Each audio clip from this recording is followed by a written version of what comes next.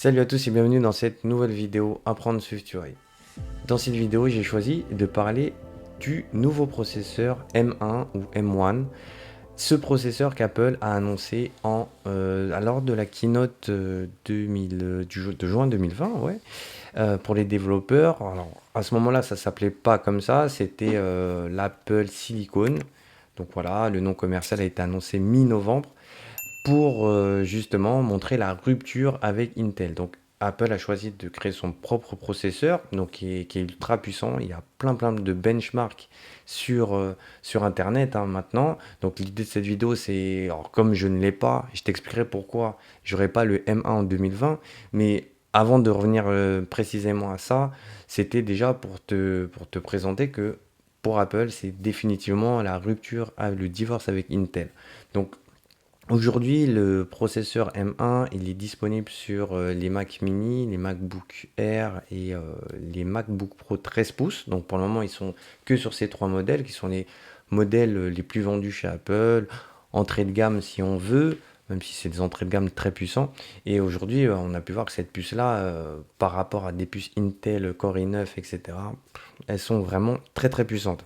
Alors pourquoi pas de M1 en 2020? Alors pour moi, parce que bah moi j'attendais que ça soit au moins sur les 16 pouces, parce que moi ça m'aurait intéressé d'avoir un écran un peu plus grand, mais bon, là c'est pas le cas, parce que en 2021, bah, Apple va élargir aussi la gamme, donc ils vont forcément étendre, comme ils ont encore du stock avec les puces Intel, donc ils vont encore les garder un certain temps. Donc l'idée c'est de voir voilà, en 2021 ce qui peut être fait, se laisser le temps. Alors tout le monde dira, ben, les premiers modèles, il y a des bugs, on peut avoir encore truc. Et puis encore, toutes les applications ne sont pas encore migrées. Parce que comme c'est une nouvelle architecture logicielle, il faut que les développeurs puissent faire des logiciels dédiés pour cette puce-là.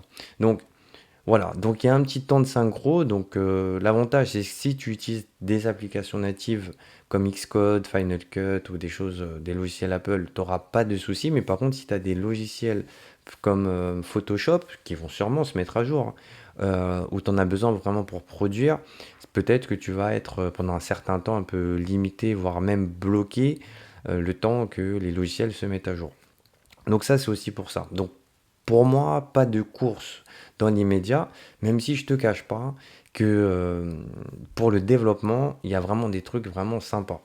Alors si c'est pour le développement, ça peut être déjà cool pour moi, ou même pour faire les vidéos, mais bon, je suis pas encore chaud pour 2020. En tout cas, si toi tu l'as testé ou si tu l'as même l'as acheté, n'hésite pas à dire aussi dans les commentaires ce que tu as trouvé, pour quel usage, est-ce que tu l'utilises plus pour du développement ou pour de la création de contenu vidéo, audio, musique et tout.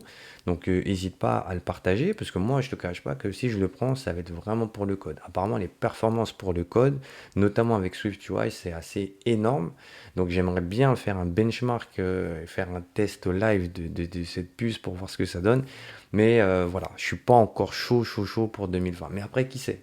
Peut-être hein, que bah, 2020, tu vas me dire, ça se finit bientôt, hein, on va finir l'année. On arrive dans le mois de décembre 2020, donc c'est peut-être, je vais attendre qu'un mois et demi ou deux, hein, peut-être, tu vois, voilà. Je vais pouvoir te dire tout ça.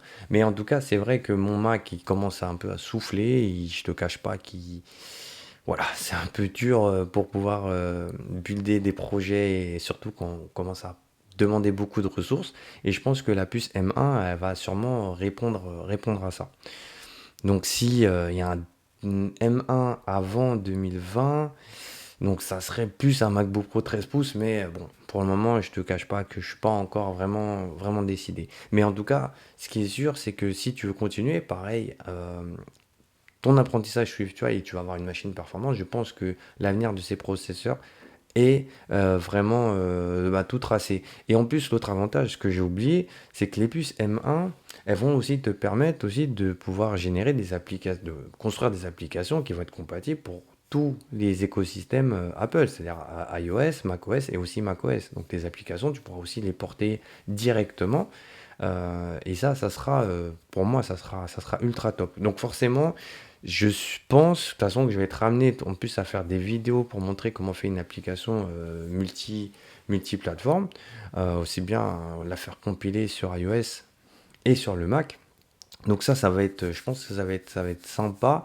Donc voilà, je pense qu'il faudra être encore un peu patient. Mais si tu veux savoir quand, bah voilà, je prendrai le Mac M1 ou quand je ferai un test dessus, bah, n'hésite pas à t'abonner si tu l'as pas fait et mettre un petit pouce bleu. Ça, c'est pour le référencement et le soutien sur YouTube. Et bah, je te tiendrai au courant. Surtout à travers la newsletter, hein. La newsletter, je vais communiquer un peu plus. J'étais un peu discret, je te le cache pas. Mais en tout cas, si tu veux en savoir plus, n'hésite pas à t'abonner et voir en tout cas les offres aussi de coaching que je fais sur iOS. Si tu veux te lancer, si tu veux avoir un projet et tu veux avoir un accompagnement, n'hésite pas. Tout est dans la description. Tu peux t'inscrire aussi gratuitement au groupe Facebook Apprendre SwiftUI pour rejoindre la communauté, échanger et tout, tous ensemble. Ça, c'est plutôt cool. Et bah, c'est gratuit. Et oui, c'est gratuit. Faut en profiter.